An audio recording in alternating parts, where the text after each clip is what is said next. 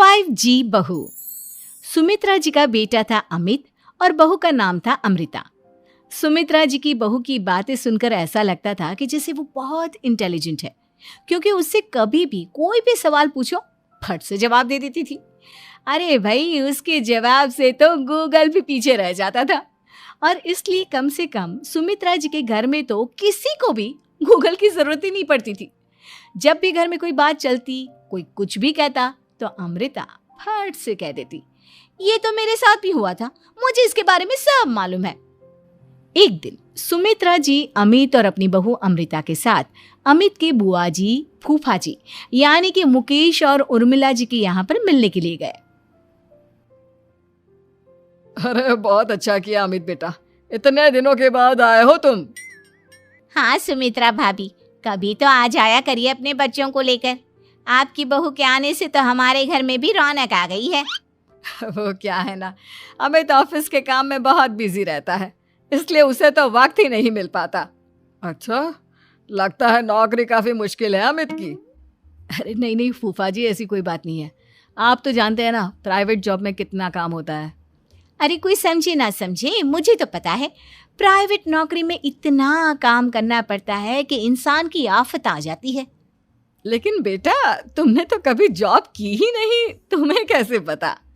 अरे जॉब नहीं की तो क्या हुआ मम्मी जी, सब जानती हूँ मैं। सबसे पहले ऑफिस में जाओ, वहां पर अपनी एंट्री डालो, उसके बाद दिन भर सिस्टम पर बैठकर काम करो। चारों तरफ कैमरे लगे होते हैं, आप अपनी नजर इधर की उधर नहीं कर सकते। उसके बाद दिन भर बॉस की चिक चिक सुनो, वो अलग से। यही सब होता है, मुझे ना सब पता है। अरे बहू रानी तो काफी इंटेलिजेंट है, हर बात की खबर है इसको। थोड़ी देर बाद, अब देखिए सुमित्रा भाभी, इतने दिनों के बाद आई हैं आप, खाना खाकर ही जाना, ऐसे तो मैं आपको जाने नहीं दूंगी। वैसे बुआ जी, खाने में क्या बनाया है? वो क्या है ना बेटा, आज तुम्हारी बुआ जी की तबीयत थोड़ी ठीक नहीं थी, इसलिए हमने सोचा कि जब तुम लोग यहाँ आ जाओगे तो बाहर से खाना मंगवा लेंगे और साथ में बैठकर खाएंगे। लेकिन बस प्रॉब्लम इतनी सी है कि मुझे बाहर से खाना ऑर्डर करना नहीं आता। सोचा जब अमित आएगा तो उसी को बोल दूंगी। अरे मुझे आता है ना, मैं कर देती हूँ ऑर्डर। बताइए क्या क्या मंगाना है आपको? इटालियन, कॉन्टिनेंटल, इंडियन, पंजाबी, सब पता है मुझे। क्या बात है बहू, क्या घर में भी खाना रोज बाहर से ऑर्डर करती हो? अरे नहीं बुआ जी, ऐसी कोई बात नहीं है, बस मुझे ना सब पता है। कोई बात नहीं अमृता, मैं अपने फोन से ऑर्डर कर देता हूँ। अरे क्या बात है, आजकल ऑनलाइन डिलीवरी पर कोई ऑफर नहीं चल रहा है, वरना काफी पैसे बच जाते हैं। कैसी बात करते हैं अमित, मैं कह रही हूँ ना मुझे सब पता है। मुझे एक बहुत अच्छा ऑनलाइन डिलीवरी वाला मालूम है, जहाँ पर 50% ऑफ मिल जाएगा। और आज तो वैसे भी फ्राइडे है ना, फ्राइडे को तो उस पर 50-70% ऑफर मिलता ही मिलता है। अरे क्या बात है, इसके बारे में तो मुझे पता ही नहीं था। अरे बेटा, जिस चीज के बारे में किसी को पता नहीं होता, हमारी बहू को पता होता है। एक काम कर, तू उसी को ऑर्डर करने दे। क्या बात है अमृता बेटा, तुम तो बहुत इंटेलिजेंट हो, सब कुछ जानती हो। कुछ दिनों के बाद सुमित्रा जी की कुछ सहेलियां उनसे मिलने के लिए आती हैं। अरे सुमित्रा बहन कैसी हो, बहू कैसी है तुम्हारी? अरे पूछिए मत, बहुत इंटेलिजेंट है मेरी बहू, सब कुछ जानती है। क्या बात है, बहू के आने के बाद तो औरतें दुखी हो जाती है, लेकिन तुम तो बहुत खुश लग रही हो। वो क्या है ना, मेरी बहू है ही इतनी अच्छी। अरे तो बुलाओ ना, हमारे साथ बैठेगी, बातें करेंगी तो हमें भी अच्छा लगेगा। सुमित्रा जी अमृता को बाहर बुलाती हैं और उसके बाद सब लोग बातें करने लगते हैं। क्या बताऊं, कुछ दिनों से घुटनों में इतना दर्द हो रहा है कि चला भी नहीं जाता। अब बुढ़ापे में तो ये सब चलता ही रहता है, क्या कर सकते हैं। आंटी जी, आप योगा करिए, योगा और साथ में ना काले तिल खाया करिए, आपके घुटनों का दर्द भाग जाएगा। लेकिन तुमको ये सब कैसे पता बेटा? अरे मेरे भी घुटनों में दर्द होने लगा था, मैंने योगा किया और काले तिल के साथ गुड़ मिलाकर उनके लड्डू बनाकर खाए, एकदम ठीक हो गए हैं मेरे पैर। अमृता, ये तुम क्या कह रही हो? इतनी कम उम्र में तुम्हारे पैरों में दर्द कैसे हो सकता है? अरे मम्मी जी सच कह रही हूँ, एक बार अगर कोई ये नुस्खा अपना लेना बस मजा आ जाए। ठीक है बेटा, अगर तुम कहती हो तो मैं ये करके देखती हूँ। मुझे सब पता है आंटी जी, ये मेरे साथ हो चुका है, इसीलिए तो बता रही हूँ मैं आपको, ऐसे नहीं बताती किसी को। कुछ दिनों के बाद अमित अमृता को अपने दोस्तों के साथ घूमने के लिए ले जाता है। क्या यार, क्या जिंदगी हो गई है। सारा दिन ऑफिस का काम करते रहो, अपनी हेल्थ पर तो ध्यान ही नहीं दे सकते। अरे क्यों नहीं दे सकते अपनी हेल्थ पर ध्यान, सब दे सकते हैं। इंसान चाहे तो कुछ भी कर सकता है। क्या बात है भाभी, आप इतनी श्योरिटी के साथ कैसे कह सकती हैं? अरे आजकल ना एक से एक एप्लीकेशन है मार्केट में, और जानते हैं उसमें कुछ एक्सरसाइज तो ऐसी बताते हैं जिन्हें आप अपने ऑफिस में बैठे बैठे, मेरा मतलब लैपटॉप पर काम करते करते भी कर सकते हैं। अमृता, ऐसी एक्सरसाइज के बारे में तो मुझे भी नहीं पता था, तुम्हें कैसे मालूम? अरे मुझे सब पता है, हर चीज की खबर रखती हूँ मैं, जानते हैं ना आप।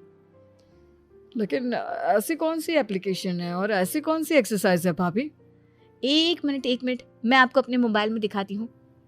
अरे वाकई में भाभी तो सही कह रही हैं। देखो यार, इसमें कितनी अच्छी एक्सरसाइज दिखाई गई है। अपनी चेयर पर बैठे बैठे एक्सरसाइज भी कर लो, काम भी और हेल्थ भी।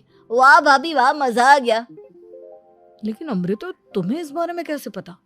अब मेरे साथ जो चीज हो चुकी है उसके बारे में तो मुझे पता होगा ही ना अमित। मतलब तुम कब ऑफिस में काम करने गई जो तुमने ऑफिस करते करते एक्सरसाइज की? मैं जो किचन में काम करती हूँ अमित, घर के काम, वो किसी ऑफिस के काम से काम है क्या?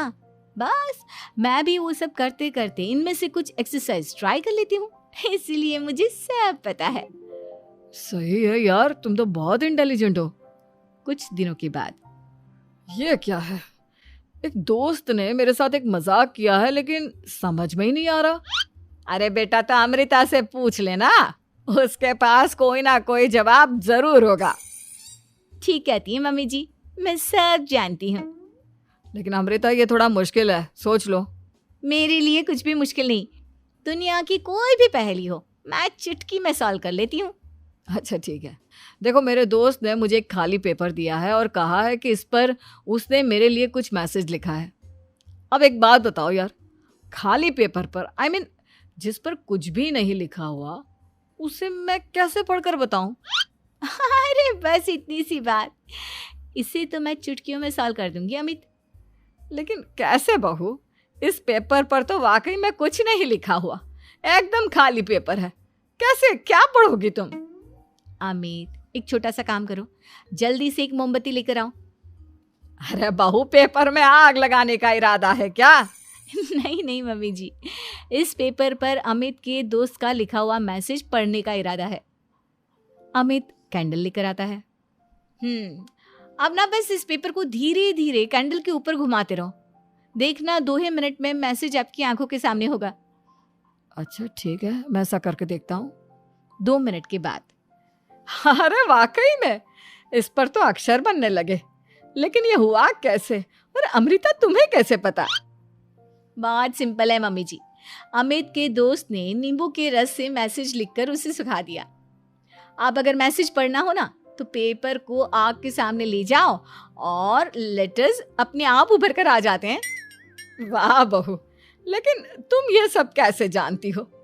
अरे मम्मी जी, जब मैं छोटी थी ना तो अपनी सहेलियों के साथ ऐसे ही गेम खेला करती थी। ये तो मेरे साथ कितनी बार हो चुका है, मुझे सब पता है। थैंक यू यार अमृता, तुम्हारी वजह से हमें कुछ भी सोचने की जरूरत ही नहीं पड़ती, तुम सब कुछ बता देती हो। कुछ दिनों के बाद सुमित्रा जी को अमृता के प्रेग्नेंट होने की खुशखबरी मिलती है और सुमित्रा जी अमृता को डॉक्टर के यहाँ लेकर जाती है। देखिए सुमित्रा जी, आपकी बहू की तबीयत बिल्कुल ठीक है, किसी भी तरह की चिंता करने की कोई ज़रूरत नहीं है, लेकिन हाँ, उनको आयरन वाली डाइट खाने की बहुत ज़रूरत है।